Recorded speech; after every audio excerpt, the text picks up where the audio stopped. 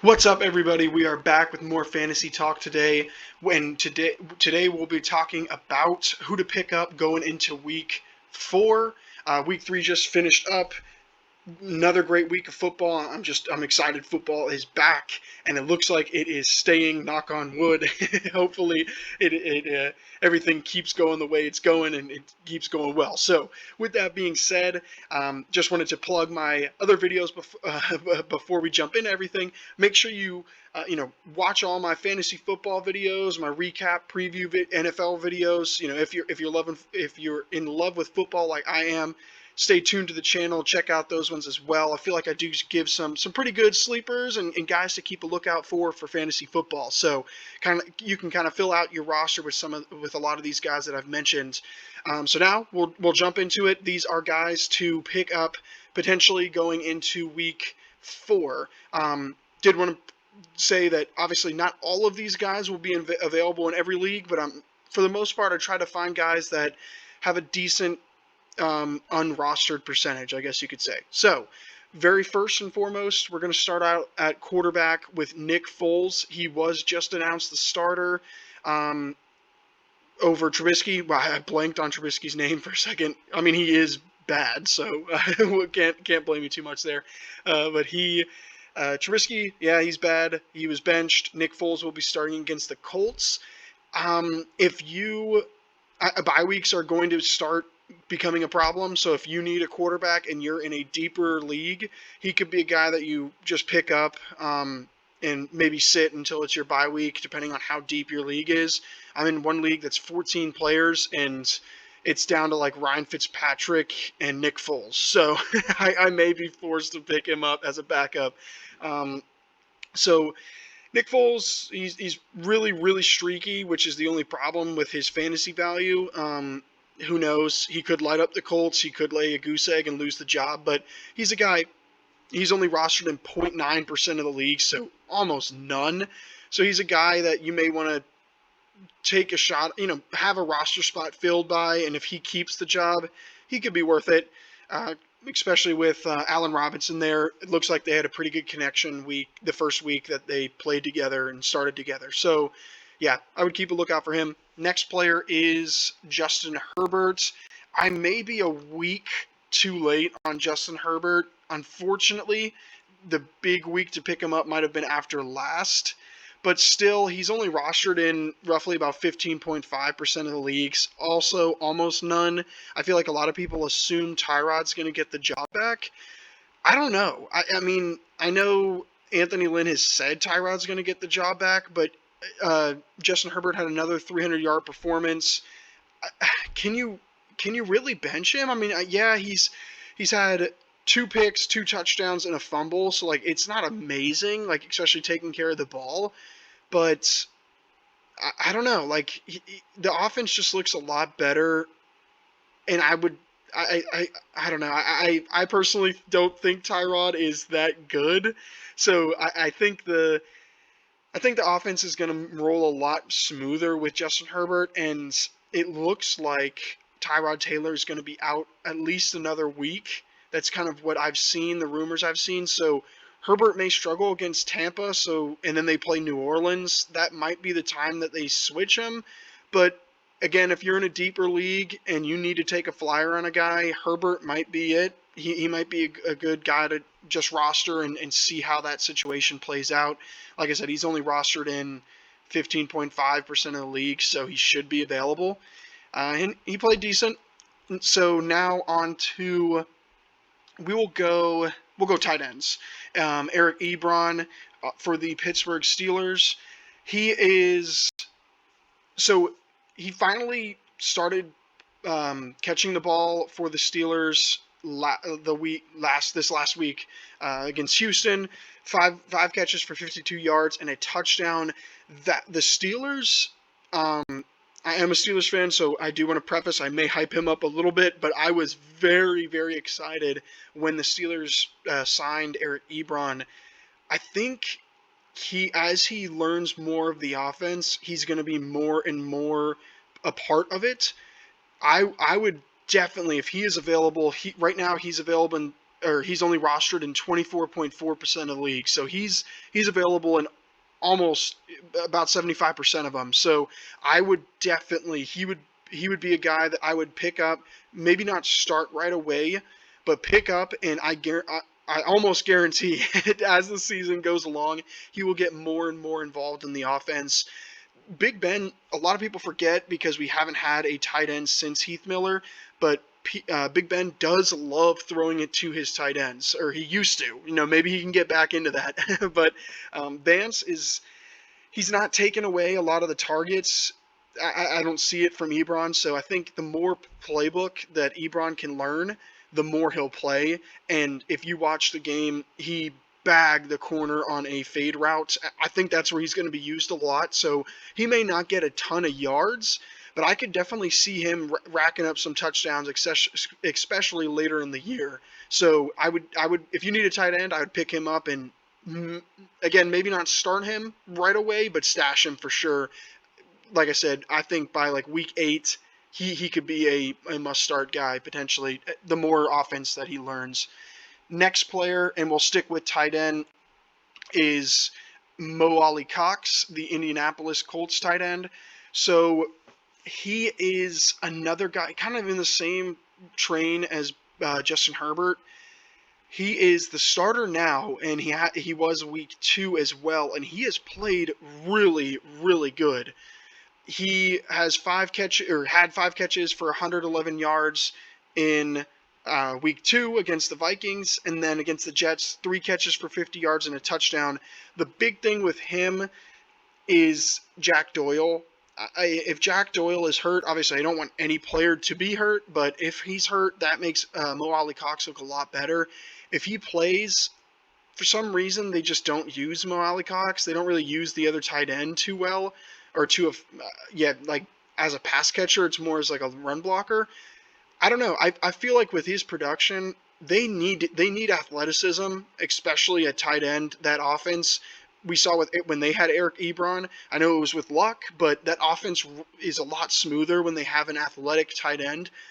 I think they keep Mo Alie-Cox kind of in that lineup even once Jack Doyle comes back. I don't know how much is the only question. So he is a guy.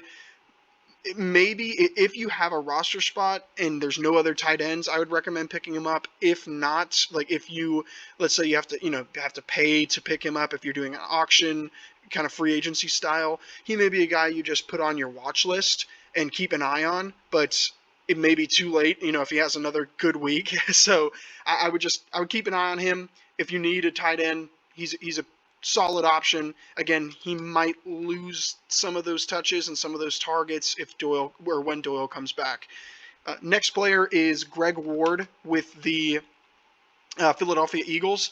So kind of on a trend here, but it's also kind of week 4 into into fantasy football.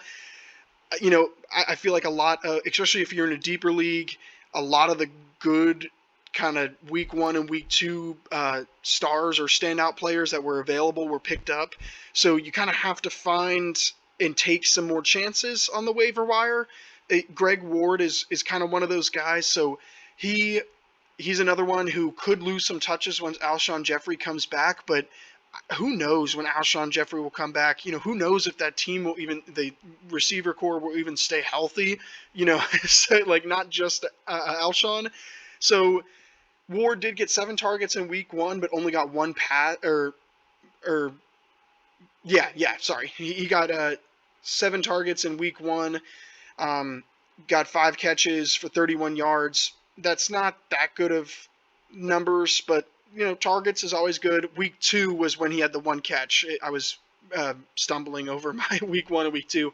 Week 2, he only had 1 catch for 5 yards, but he gets targets. He is involved in the offense. It's not like he's just not playing. He is running routes. He is trying to get open. So he's on the field, which is a plus, But then last week against Cincy, I know Cincinnati is a pretty bad defense, probably bottom 5 in the league. He had 8 catches, 72 yards, and a touchdown. He gets the targets. He had 11. He had a team high of 11. So, he's getting the targets. He's got to get the ball thrown to him and accurately. That's been a problem with Carson Wentz this year, but the Eagles' offense hasn't been too good. But with Jalen Reagor, with Deshaun Jackson, with Alshon Jeffrey, all dealing with some sort of injury, he could be a guy if you need some depth to pick up and see just how the Eagles can stay healthy, I guess. It's really if their receiver core can stay healthy, or if they get all three of their starters back, he probably won't play too much. But if they're consistently in and out of the lineup, he may be a guy to keep a lookout for. Again, I did want to make sure that, or did want to say that I'm going to try not to repeat any of the week 2 and week 1 guys that I kind of already predicted, or not predicted, or kind of already recommended. For the most part, every single week, I'm going to try to come up with a new handful of guys. It's going to get more and more difficult going on to the year, especially with a lot of the top end free agency talent getting picked up right away. But that's why a lot of these guys are a little bit more flyers, a little bit more potential swing and misses. But as you guys are probably well aware, fantasy football sometimes is about swinging big, and if you can connect, you have a chance. So we'll stick with receiver, and we'll go Allen Lazard. He balled out against the I'm blanking on who they just played, New Orleans Saints. Wow, I just watched that game. So he balled out against the Saints, 6 catches, 146 yards, and a touchdown. He is getting more and more comfortable with Rodgers. I know that was without Davante Adams. So once Adams comes back, you can assume Lazard's targets will probably go down, which is fair. But I'm pretty sure he's number 2 on their team in targets, and you can just tell, like, Rodgers throwing it to him is more comfortable than MVS and their other guys. He gives Lazard a lot more chances, which has been a problem with Rodgers. Like, if he doesn't trust you, he will not throw it to you or throw it up to you. Like, he won't risk it because he kind of knows he sucks. So Lazard is getting more and more comfortable in the offense. He's another guy that pick up. I would not start. I would wait and see, but I think the more comfortable he learns the offense, the more comfortable Rodgers gets with him, the better that connection will be. So I would definitely recommend picking him up in those deeper leagues, or if you need some wide receiver depth again. Next wide receiver is Justin Jefferson. He went insane. He had 7 catches for 175 yards and a touchdown against the Tennessee Titans, who they're not an elite defense, but they're pretty good, and he went crazy. I think he's another guy. This is probably the 4th time I've said this. As he learns the offense more, I know he is a rookie. They had no training camp. As he learns the offense more, as Kirk Cousins gets more comfortable with him, I only see his kind of trajectory going up. Thielen, he's played well, but he needs help in that offense, especially in the passing game. Cook finally had a good game. I think he had 135 or something around that range. Cook finally is picking it up, but in terms of receiving, they were really missing Diggs as that number 2 guy. So I think Jefferson can eventually kind of step into that role. He's only rostered in 33.5% of the leagues, so he's definitely a guy I would pick up. And another guy you may not want to start, because right after his big week, he could kind of come down to earth a little bit against Houston, and then he plays Seattle. But maybe towards that back end of the schedule, he could get really comfortable and have a connection with Kirk Cousins. Next player is the Damari Bird. It's Damari Bird with the New England Patriots. He kind of had a down week after playing pretty well against Seattle. I know I mentioned him at the end of my last week's week 2 pickups, but I felt like he had another solid performance, and I should kind of go in a little bit more into his stats and stuff. So he's only rostered in 2.1% of the league, so he's another guy. He's probably available in most. He has a team high he ran a team high 43 routes in week 2. So he's another guy that is getting a lot of, he's playing, he's on the field, he's running routes. He may not get targeted as much as Julian Edelman and N'Keal Harry, but he so far this season he has been on the field for, or he was on the field for 66 out of 69 snaps against the Raiders. So he's running. He's out there. He's out there. He's playing. I'm pretty sure he has more snaps than Edelman and Harry, if I'm not mistaken. He doesn't have as many targets. So that's the only question mark is, yeah, he's out there, but does that mean he's not getting open? I don't think so. Just from watching the Seattle game, watching the Raider game, he seems like he gets a lot more separation than a guy like N'Keal Harry. But since N'Keal Harry is such a big body receiver, he doesn't need to be open and he can still catch it. But Byrd with Edelman, those two get open a lot more than Harry does. And I think because of that, if teams kind of shadow and double cover Edelman, Byrd could be that second guy. We saw it against Seattle. I mean, everyone was kind of torching Seattle and the Patriots defense that game. But if they need a guy that can get open and not just throw up balls to, he's probably their second best option. So he'd be a good guy to draft and stash potentially as well. Next player is Carlos Hyde. So he's probably the biggest question mark, just because Chris Carson, it looks like, I think he has an MCL sprain, which he'll come back from for the season. So this isn't a long-term solution if you need a running back. But if Carson is out for, typically sprains are anywhere from 2 to 4, 2 to 5, 2 to 6. I guess I'll go 2 to 5 range. So if he's out for 5 weeks, then Carlos Hyde is a pretty good option. Seattle loves to run the football. Carlos Hyde is only rostered in 9.8% of the leagues. He's most likely available. Seattle does like to keep the defenses honest. Does like to run the ball a good portion of the time. Hyde was already number 2 and was already number 2 on the depth chart, and Rashad Penny is still out, I believe. I don't think he's coming back anytime soon to kind of take those touches away. So if Chris Carson is out for an extended period of time, Carlos Hyde would be basically a starting running back. So he's a really good option. Again, he's more of a plug or a gap filler. He's more of a bridge quarterback or a bridge running back. But if you need a guy, if you have Chris Carson, definitely pick up Carlos Hyde as the handcuff. Next person is Rex Burkhead. I should have mentioned him when I was talking about Byrd, because he's another Patriot, but he is another guy that he's having a lot of production, but is it because of James White being out? I don't know. I mean, it definitely is. He's having more targets and stuff because James White is out, but the Patriots love to ride the hot hand, and Rex Burkhead the last 2 weeks has been really, really productive with his touches.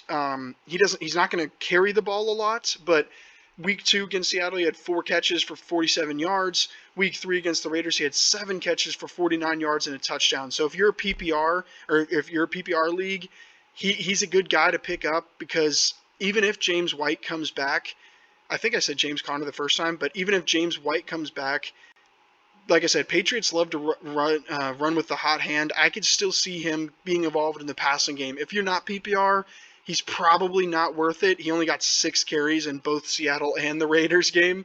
He rushed for 2 touchdowns against the Raiders, but that's not reliable. If you're in a PPR league, though, he's a good guy to watch out for. And next player is going to be Jeff Wilson for the 49ers. Jeff Wilson, again, this is another kind of stopgap guy. He is only kind of a viable option because Tevin Coleman and Raheem Mostert are both injured. I'm pretty sure both of them are going to be out for several more weeks. I think Mostert is out for 4 to 5. Tevin Coleman, I haven't seen a timeline, but he could be out for a while. Jerick McKinnon is right now their number 1, but Wilson is more... I feel like they're more comfortable with Wilson between the tackles and McKinnon for more of, the stretches, the sweeps, and more of the potential big play breakers. So Wilson is going to get a lot of those touches around the goal line. So he actually had 2 touchdowns against the Giants. The Giants are awful. So, yeah, I guess take that with a grain of salt. But when those with Mostert and with Tevin Coleman out, he's a good guy to have on your roster, and like another guy you may not want to start, but just kind of see how that situation plays out, especially if you are in need of a running back. I know running back is always pretty scarce, at this point in the season. So Wilson he's my last guy that I have for this week. Let me know what you guys think. As always, leave your comments. Make sure to like the video and subscribe. If you guys have anyone else that you recommend picking up, leave it in the comments below. Would love to see who you guys think and see who's available in your guys' league. Like I said, I have a 14 league, a 12 league, and then 2 10s. So I tried to kind of find guys that are available in most of them. So, but if you're seeing other players that are available and you think could break out, let me know. I'd love to hear it. I'd love to pick them up for my own team as well. So, as always, thank you guys so much for watching, and I'll see you guys next time.